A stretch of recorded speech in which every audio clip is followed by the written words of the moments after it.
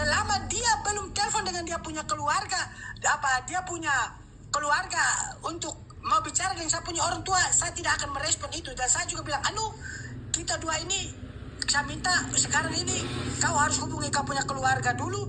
Saya juga omong dengan saya punya keluarga, biar mereka ini baku bicara, biar kedepannya kita ini mau jadi apa.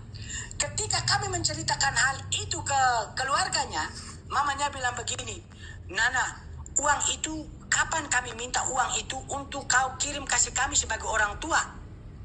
Dia bilang tidak, tapi ada di dia punya kakak. Tapi dia mama bilang, tapi kami kirim balik semua. Dia menjual keluarganya untuk meminta uang. Habis itu, ketika bicara malam itu, mamanya bilang begini, Nana Kobus, sudah, kamu dua tidak usah melanjutkan hubungan ini. Kamu dua pisah saja. Iya. Kami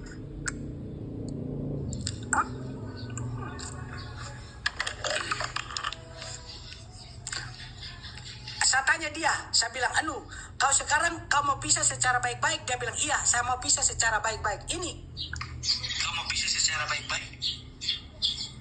Iya. Kau mau pisah secara baik-baik? Iya. Oke, kalau kau mau pisah secara baik-baik, berarti sebentar nanti saya punya orang tua dan kau punya orang tua yang baku bicara, baku omong, baru kita pisah secara baik-baik. Oke. Kami pisah. Malam itu mamanya bilang, sudah kamu tidak lanjut dan kami pisah. Terkait dengan dia hamil yang tentang keguguran ini. Kenapa? Saya itu berulang-ulang kali ditipu. Tiba lama dia bilang dia hamil, tiba lama dia bilang dia kecelakaan. Setelah kami selesai masalah dengan itu, dia bilang dia lambung. Jadi saya mau percaya yang benar yang mana? Habis itu, ketika malam itu kami sudah bicara empat mata dan mamanya sudah bilang, kami dua itu pisah.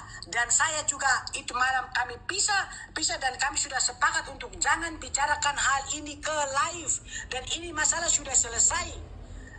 Tapi tiba lama dia sudah live duluan, dia kasih jelek-jelek saya, bilang saya ini buruk semua, saya ini buruk semualah, apalah semua, dia cari kebenaran. Karena apa? Dia takut kalau saya yang live bicara duluan, otomatis kalian mendengarkan saya. Tapi dia tahu hal itu, dia takut nanti orang semua tahu dia punya keburukan. Dia live duluan supaya orang-orang itu tahu bahwa saya punya buruknya, sedangkan dia punya buruk itu dia tidak tahu.